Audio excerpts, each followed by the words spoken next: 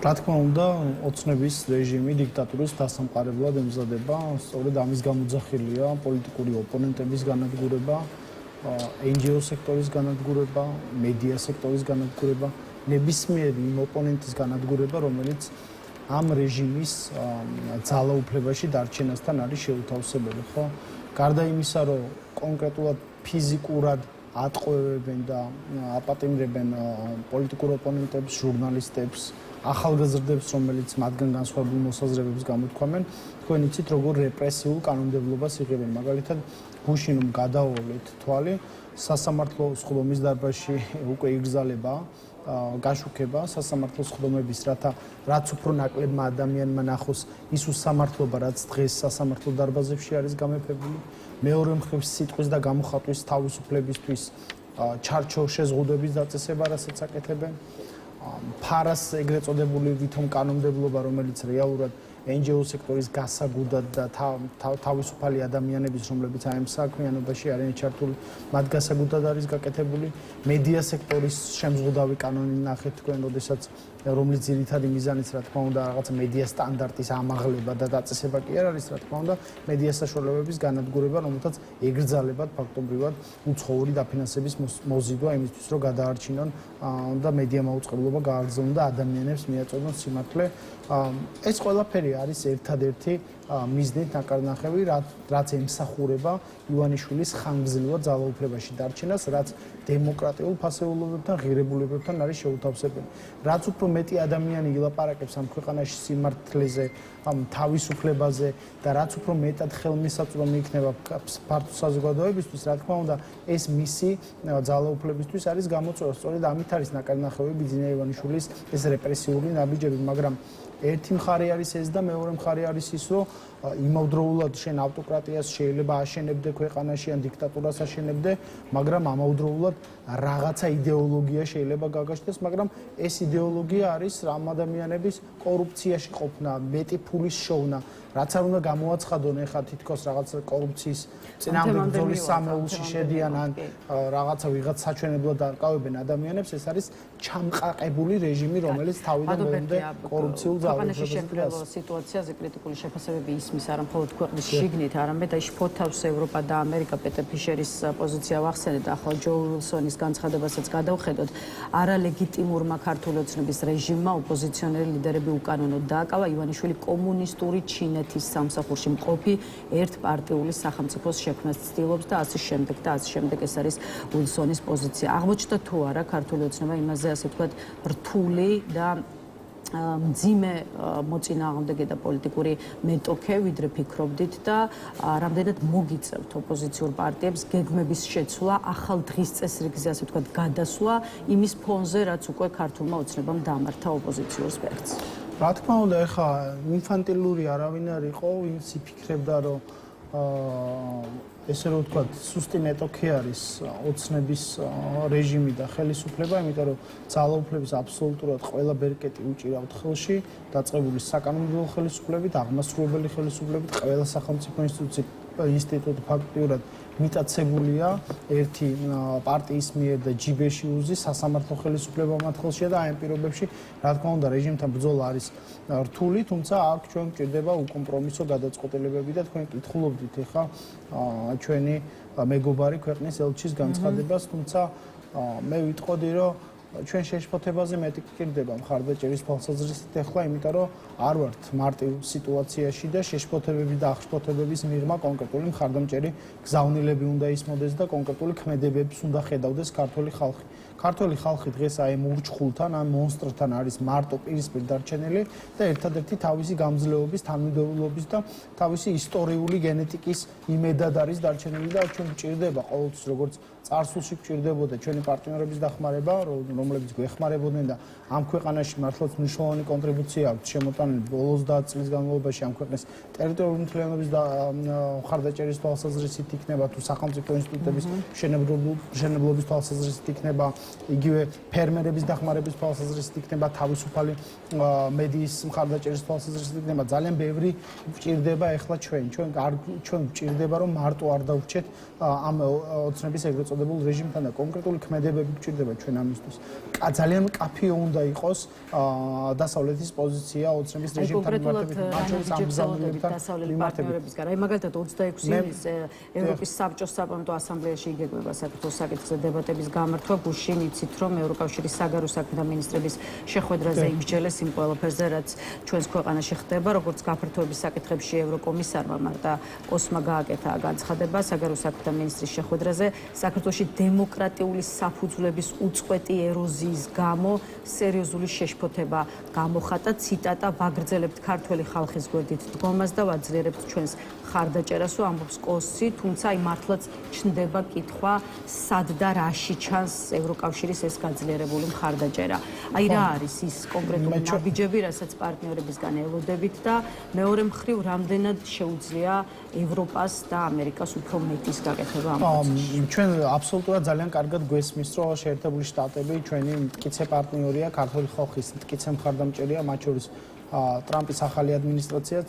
ჩვენ გვესმის, რომ ევროკავშირი არის კონსენსუსზე დაფუძნებული პოლიტიკის მატარებელი ორგანიზაცია, თუმცა მე ვფიქრობ, რომ ქართული ხალხი უნდა ხედავდეს მათ შორის კონკრეტულ ნაბიჯებს. მე ძალიან დიდი იმედი მაქვს, რომ მეგობარი აქტის მათ შორის მე ძალიან დიდი იმედი მაქვს, რომ მეგობარი აქტი უკვე კანონის სახეს მიიღებს სენატში ორპარტიული მხარდაჭერის შემდეგ.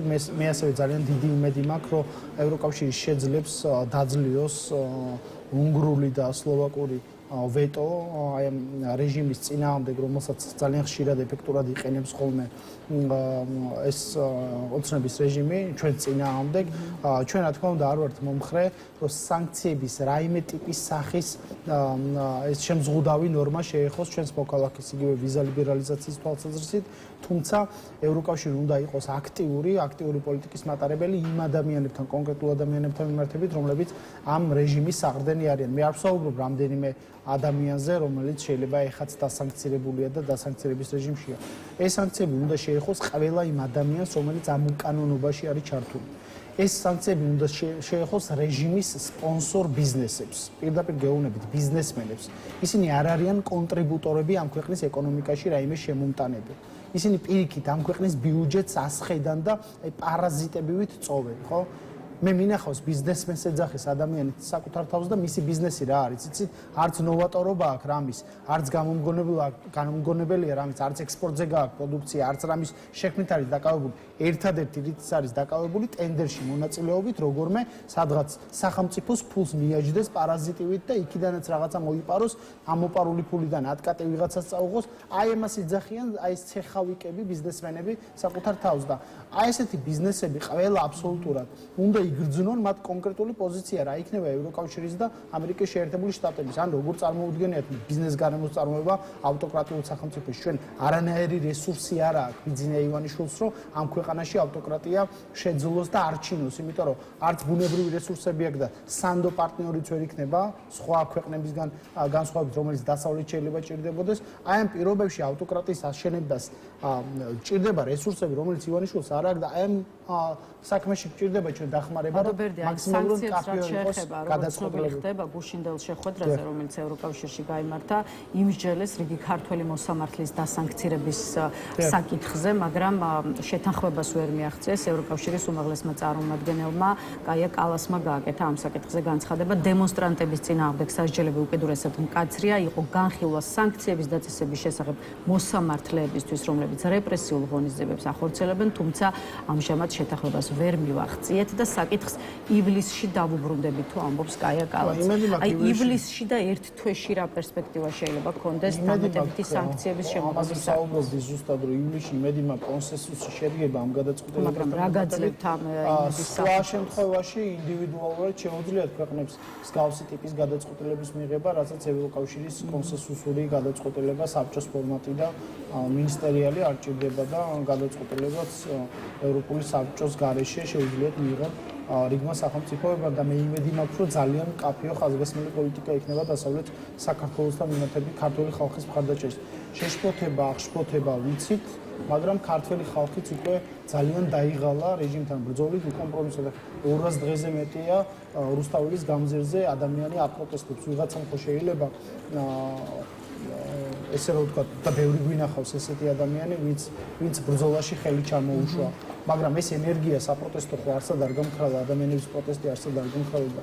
ჩვენ გვჭირდება კონკრეტული, რა თქმა უნდა, გზამკვლევი, რა გზამკვლევი ექნება, მათ შორის დასავლეთ ამერიკის შეერთებულ შტატებს, ევროკავშირს და კონკრეტულ ჩვენს პარტნიორ სახელმწიფოებს ოცნების რეჟიმთან ურთიერთობის თვალსაზრისით, იმიტომ რომ ჩვენ გვყავს ახალგაზრდა ბიჭები, აი, რომლებიც სტუდენტები უნდა იყვნენ, აი ცხოვრებით უნდა ტკბებოდნენ დღეს კრიმინალების გვერდით ცხედან ციხეში მე კრიმინალებს კი არ ვაყენებ შეურაცხყოფას ყველამ საჯელი უნდა მოიხადოს მაგრამ ესენი უდანაშაულო ადამიანები ცხედან ციხეში და აი ძვირფას წლებს რომლებსაც თავიანთ მეუღლეებთან შვილებთან თავიანთ თანატოლებთან მეგობრებთან უნდა ატარებდნენ საპატიმრო დაწესებულებაში ქართველი ქალის უდანაშაულო ქალის დაკავება ხო ჩვეულებრივ ამბად იქცა უკვე ქალბატონი მზიას დაკავება ხო ჩვეულებრივ ამბად შემოგვასაღეს მეორე თითქოს რაღაცა სილა გააწნა ვიღაც პოლიციელს და აი მის გამო ისჯება თურმე ეს ადამიანი მეორე მხრივ ასობით დალეწილი ახალგაზრდა მიწვას ავადმყოფოში გაზით გაგუდული პირდაპირ მნიშვნელობით წამსადენი გაზით როგორცაც და ფიზიკური შეურაცხყოფა მიყენებული, დამცირებული, ჩაფურთხებული, უკანონო დაკავებული ერთი ადამიანი სამაგალითოდ არ დაუჯიათ, ერთი ადამიანი. აი ერთი რომეო სამართალდამცავი არ ყოლიათ. ხო შეეძლოთ აი რომეოსავით ვიღაცა აერჩიათ ერთი ადამიანი, რატომ იცით? იმიტომ რომ ძალოვან სისტემაზე დგას რეჟიმი. სხვა რესურსი მას არ გააჩნიათ, როგორც ღმების ნიშნები იქნება და პრეცედენტი ვინმეს დაჟის, რა თქმა უნდა ეს იქნება. ბადობერდია, ისევ ოპოზიციის მიმართ შეტევას მინდა დაუბრუნდეთ და ახლა უკვე თქვენი პარტიის ლიდერზე ვისაუბროთ, გიორგი გახარიამ პირველ ჯერზე ითანამშრომლა საგამოძიებო კომისიასთან, პარლამენტში მივიდა და კომისიის კითხვებს უპასუხა, პრინციპში მეორედ დაბარებაზეც იგივე მზადყოფნას აფიქსირებთ, თუმცა ისეთი პირი უჩანს, რომ ეს თანამშრომლობა სავარაუდოდ ვერ გადაარჩენს თქვენი პარტიის ლიდერს. აი სოფელ ჩორჩანაში საგუშაგოს გახსნის საკითხზე პროკურატურაში დაწყებული გამოძიება და პროცესი, რომელიც სხვა შორის ძალიან სწრაფი ტემპით მიმდინარეობს. უნდა ნიშნავდეს თუ არა თქვენი შეფასებით იმას, რომ მალე გიორგი გახარიას წინააღმდეგაც სავარაუდოდ აღიძრება სისხლის სამართლის საქმე და აღიძრება უფრო მძიმე ამბავზე და მძიმე მუხლით, ვიდრე ეს არის საგამოძიებო კომისიასთან თანამშრომლობა. ლელა მე ერთ რამეში ვარ დარწმუნებული, დიახ თქვენ სწორად აღნიშნეთ, გიორგი გახარიას დასამალი არავისთან აფერი არ ქონია. პირველ სხდომაზე მივიდა, მათ შორის ჩორჩანას საკითხთან დაკავშირებით და აბსოლუტურად ყველა შეკითხვას გასცა პასუხი. მეორე შემთხვევაში მზაობა განაცხადა მას შორის დისტანციურ ჩართვაზე და რატომღაც დისტანციურ ჩართვაზე ეუბნებიან უარს, აი სრულად აუხსნელი მიზეზით. იქ გუშინ გამოვიდნენ და სისულელეები ლაპარაკეს, თითქოს აი შეიძლება გაგვითიშოს შუა შეკითხვების და ინტერვიუს დროს აი წარმოუდგენელ სიგიჟეებს ამბობენ, მაგრამ ყველაზე ნიშანდობლივი რა არის გიორგი გახარიას ქართული მიწის შვიდობიანი დაცვისთვის ედავებია. იმისთვის ედავებიან გიორგი გახარიას, რომ შვიდობიანად შეარჩერა მცოცავი ოკუპაცია საკუთარ მიწაზე. საკუთარ მიწაზე არ დაუშვა ბორდერიზაციის და მავთუხლართების გაბმის ფაქტი. აი ამას ედავებიან გიორგი გახარიას და ყველა ადამიანმა მინდა იცოდეს, ეს არ არის გიორგი გახარიას წინააღმდეგ პერსონალური პოლიტიკური ვენდეტა, რომელსაც ერთი ადამიანის დავალებით ეს ადამიანები ასრულებენ. ეს არის სახელმწიფოს წინააღმდეგ ჩადენილი დანაშაულის ქრონიკა, რასაც ჩვენ ახლა ვადევნებთ თვალს და ნურავის ექნება ილუზია, რა დროც არ უნდა გავიდეს, რომ ჩორჩანას საკითხზე პასუხისმგებლობას გაექცევა, ნურც კომისიის წევრებს, ნურც ცრუ მოწმეებს, ნურც იმ ადამიანებს, რომლებიც აი ბინძური საქმის შეკერვაში არიან ჩართული, იმიტომ რომ ყველას პასუხისმგებლობა აბსოლუტურად დადგება პასუხისმგებლობა ისე, რომ საკუთარ შვილებს შეზიზღდებათ ეს ადამიანები, პირდაპირ გეუბნებით, საკუთარ შვილებს შერცხოვებათ საკუთარი მშობლების, იმიტომ რომ აი ამ საქმეში იყვნენ ჩართული, იმიტომ რომ ეს არის პრეცედენტი, როდესაც ზუსტად იგივე ნარატივზე სხედან, რასაც რა ნარატივზე სხედან რუსი ოკუპანტები და მათი მარიონეტული რეჟიმის სამხრეთ ოსეთის ეგრეთ წოდებული რესპუბლიკის სახით. ზუსტად ბიბილოვი როგორც ხეჭობს უწოდებს პირდაპირ ფორმით ჩორჩანას საგუშაგო ზუსტად ასეთ ხიჭვად მოიხსენიებს დღეს ოცნების ხელისუფლება ჩორჩანას საგუშაგოს. თქვენ იცით რომ 2019 წლის 2 სექტემბერს ჩორჩანას საქმესთან დაკავშირებით ეგრეთ წოდებულმა მარიონეტულმა რეჟიმმა რომ გამოძიება დაიწყო? აი ამ გამოძიების გაგრძელებაა დღეს რასაც აი ეს კომისია ამიტომ გიკითხეთ ზუსტად ელოდებით კახაიას წინააღმდეგ ყველა სცენარისტის რაც უნდა ვიყოთ მზად, იმიტომ რომ ესენი არიან უკვე შეშლილები. წარმოუდგენელი ესენი სახელმწიფო საჭესთან შეშლილი სახით ცხედან და მიგვაქანებენ უფსკრულისკენ. თვითონაც გადაიჩეხებიან, მაგრამ რაც თვითონ აუცილებლად გადაიჩეხებიან, მაგრამ რაც ყველაზე მძიმე არის ამ ქვეყნის ეროვნულ ინტერესებს აზიანებენ. პრეცედენტს ქმნიან, რომ ასიამოვნონ მარიონეტულ რეჟიმებს რუსული ოკუპაციის, ამიტომ ჯამში თქვენი პარტიის ლიდერს 2 ივლისამდე აძლევს კომისია ვადას, რომ პარლამენტში მივიდეს და ჩორჩანას საკითხზე კითხვებს უპასუხოს. კი ბატონო, თქვენ დღესაც თქვით, გუშინაც ითქვა თქვენი პარტიის ოფისში გამართულ პრესკონფერენციაზე, რომ გახარია ისევ დისტანციურად არის მზად კითხვებზე საპასუხოდ. ამაზე ჩაგეკითხებით, აი რატომ დისტანციურად? ეს ხომ არ ნიშნავს იმას, რომ გიორგი გახარია საქართველოში დაბრუნებას აღარ აპირებს? არა, აი ესეთი დასკვნების გამოტანის შესაძლებლობა ახლა ადრეა.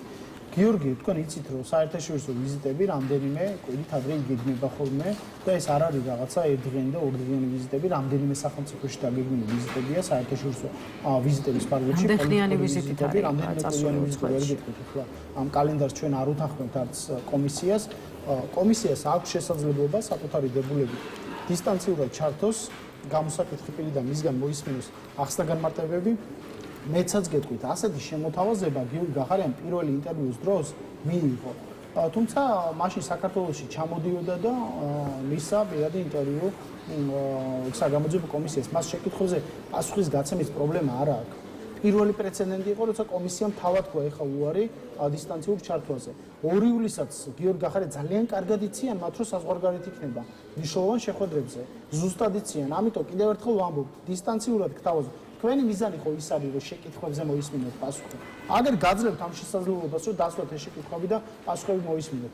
თუ არ გინდათ ეს და აი თამაშით აპირებთ თქვენ ჩორჩანის საქმის ჩაფარცხოს ძალიან დიდი ბოდიში. არ გამოვა. დაბრუნდება გიორგი გახარია საქართველოში სტოვებს ქვეყანას იმ ფონზე, როცა მოსაოდნელია რომ ის წინააღმდეგ აღიძრება სისხლის სამართლის საქმე, შესაბამისად ეს გარემოება ბევრს უტოვებს შთაბეჭდილებას, რომ გახარია ამაზე საუბარი პირდაპირ გაიქცა საქართველოსდან და აღარ დაბრუნდება. ამ კუთხით გამოთქმულ ეჭვებს რას ეს არის სისულელე, იმიტომ რომ წინასწარ დაგეგმილი ვიზიტის ფარგლებშია წასული. მე არ ვიცი რა სიგიჟეს მოიფიქრებენ ამ დღეების განმავლობაში ეს ადამიანები, თუმცა იმაზე საუბარი გიორგი გახარია სადღაც წავიდა, სადღაც გაიქცა, ამაზე საუბარი არის მტკნარი სიცრუე.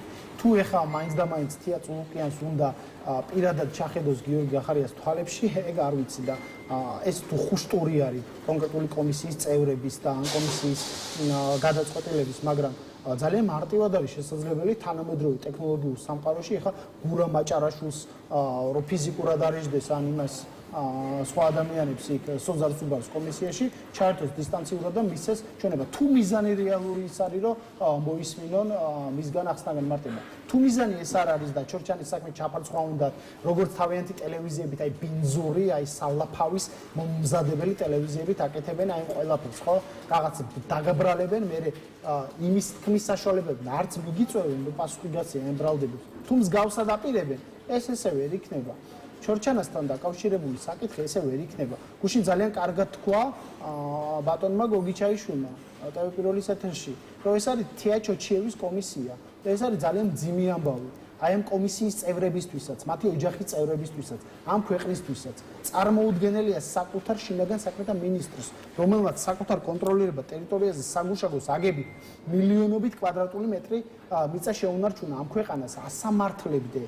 ბრალს დებდე, საქმეს ბინძურად უკერავდე, ზუსტად ისე როგორც დე-ფაქტო მარიონეტული რეჟიმები უკერავენ აი ამ საქმებს და 2019 წლიდან როგორც ჩანს გამოძიება. ამის მერე ხო დააწინაურეს. ნდობა ხო გამოუცხადეს ერთხელ პრემიერ-მინისტრად, მერე მეორედ პრემიერ-მინისტრად და დღეს გამოდიან აი და აი ესე თუთი ყუშებივით იმეორებენ თითქოს deep state-დან გაისმა ზარი და რის საფუძველზეც ეს ამ ადამიანებმა მიიღეს გადაწყვეტილება გიორგი გახარიას პრემიერ-მინისტრად დანიშნოზე. თუ ადამიანი აი სწორად მოქალაქეებმა რო გაიგონ, აი ამ ლოგიკას რომ მიყვეთ, ადამიანი იყო პროვოკატორი, ომის ესკალაციის საფრთხეს უქმნიდა აი ამ ქვეყანას. ასეთი ადამიანი პრემიერად როგორ დანიშნე, აი ამ დანაშაულში მონაწილეობა როგორ მიიღე? ანუ შენ ომისთვის გასწირე ეს ქვეყანა, რაც არ უნდა deep state-დან ზარი ყოფილიყო. ესე იგი ამ დანაშაულის თანამონაწილე ხარ? ვინ არის ეს ადამიანი, ვინც ზარი მიიღო deep state-დან და ეს გადაწყვეტილება მიიღო? დაასახელა. ბიძინა ივანიშვილი იყო ეს ადამიანი? სხვა ადამიანი იყო ესა? ვინ დარეკა? აი რომელმა სახელმწიფომ დარეკა, რომელიც სახელმწიფოს წარმომადგენელმა დარეკა. ამიტომ ჩემო მეგობრებო, დარწმუნებული ვარ მე ოცნების ის მხარდამჭერებიც მისმენენ, რომლებიც 26 ოქტომბერს ოცნება გააფერადეს და ოცნებას დაუჭირეს მხარი. სიგიჟეში გვაცხოვრებს დღეს ოცნება. თუ გონიათ რომ პოლიტიკურ ოპონენტებს გაანადგურებს, მედიას გაანადგურებს, ახალგაზრდებს ციხეში ჩასვამს და თქვენ არ მოგადგებათ, აი როგორც კი ჩვენს განადგურებას დაასრულებს და ამას ნამდვილად შეიძლება ვერ მოესწროს, მაგრამ თუ დაასრულა ეს პროცესი, მერე თქვენ მოგდგებათ, თქვენი დამცველი არ იქნება ადამიანი, სამართალს ვერ იპოვით, სიტყვას ვერ გააჟღერებ და ვერ მიიტანთ თქვენს ტკივილს და თქვენს ჩაგორას ადამიანებამდე. ეს იცოდეთ და ამის გეშინოდეთ. ეს დრო არ არის შორს, ამიტომ დროზე მოეგეთ გონს, თქვენს ხელში ძალიან ბევრი ბერკეტია. მათ შორის საჯარო მოსამსახურეებს მინდა მიმართო, რომლებმაც წლები აშენეს თავიანთი რეპუტაცია და თავიანთი კეთილსინდისიერებით აი ამ ქვეყანას ემსახურებიან. ძალიან ბევრი რამეა თქვენზე დამოკიდებული. არ შეიძლება ამ ქვეყანაში ცხოვრობდეთ ჩვენ, აი ამ სიგიჟის პირობებში ცხოვრობდეთ ჩვენ. პირველი რასაც გააკეთებს, რაც თქვენი განადგურებას დაიწყებს, თქვენი კლასის განადგურებას დაიწყებს, იმიტომ რომ პატიოსანი, კეთილსინდისიერი, კომპეტენტური საჯარო კლასი მის ინტერესი არ არის. თქვენ გაგყრით სამსახურებიდან პირდაპირ გეუბნებით და იმ პარტიულ ლუვიც აქტივს დაასაქმებს თქვენს ადგილას. აი ეს დრო არ არის შორს, ამიტომ ძალიან გთხოვთ.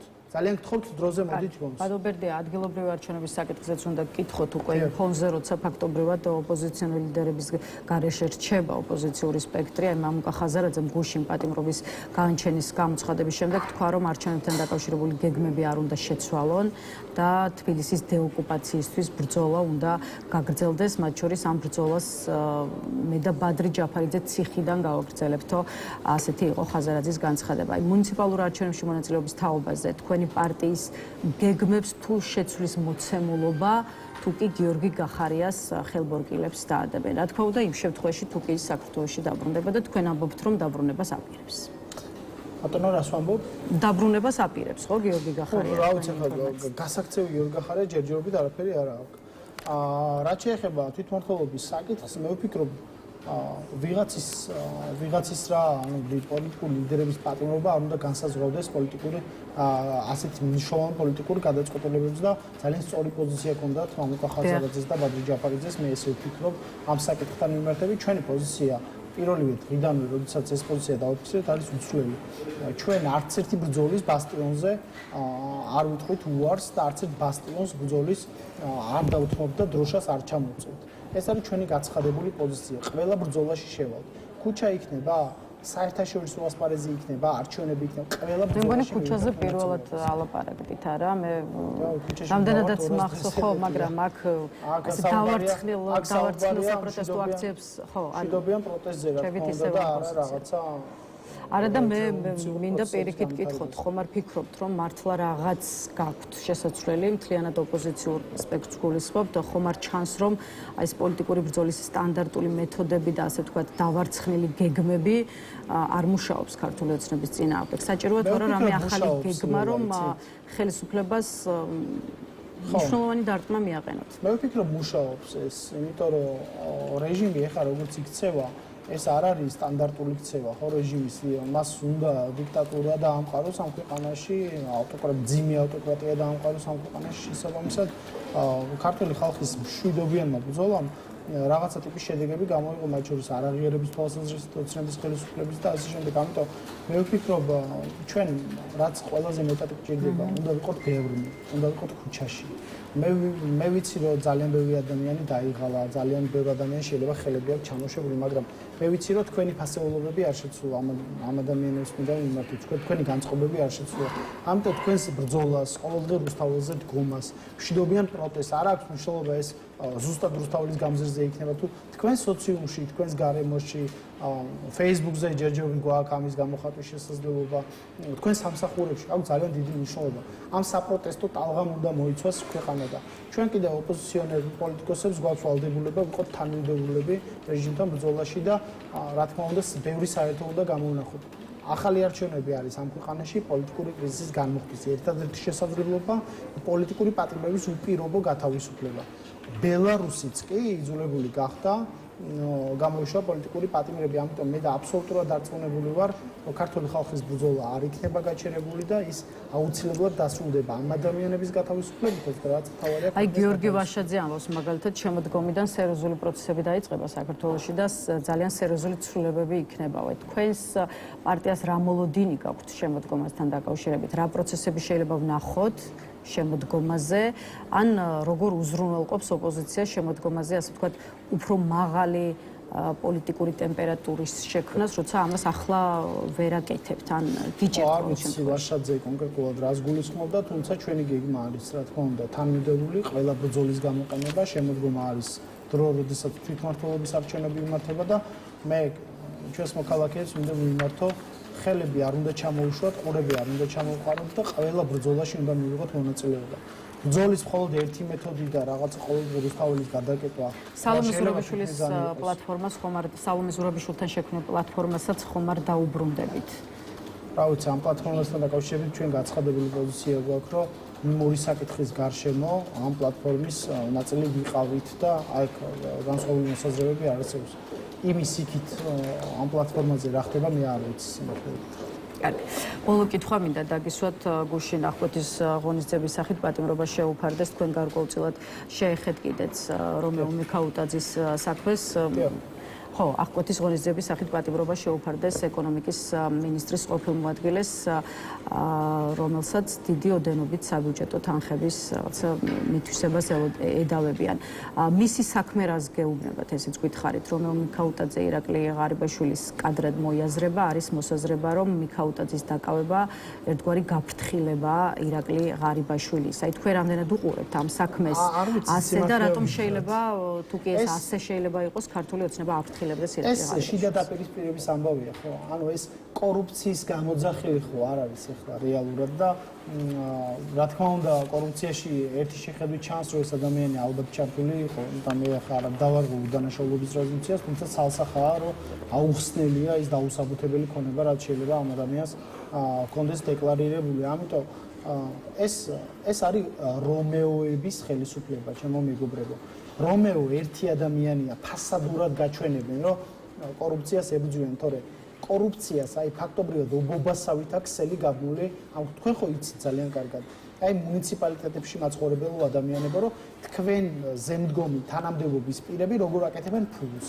მათ შორის ოცნების მერების მოადგილეები, საკრებულოს თავმჯდომარეები, როგორ არიან ტენდერებში ჩართული. ძალიან კარგად იცის, რა ქსელი აქვს აშენებული. ზუსტად აი ამ კორუფციულ ლოიალობაზე დგას დღეს ოცნების რეჟიმი. ამიტომ ვერავის ვერ დააჯერებენ, თითქოს კორუფციას ებრძვიან ერთ მხარეს და მეორე მხარეს თქვენ წარმოიდგინეთ მალავენ დეკლარაციებს მალავდნენ აქამდე და უამრავ აი რო გადმოვიღოთ ფაქტობრივად დეკლარაციები, მანდ ნახავთ თანამდებობის პირის დეკლარაციებში რამხელა შეუსაბამობა 3-4 ხელფასსაჯარო მოხელეები, მოსამსახურეები აშენებენ, რა ვიცი, 100,000-იან, 200,000-იან სახლებს, ყიდულობენ რაღაცა წარმოუდგენელ ფუფუნების საგნებს, მანქანებს.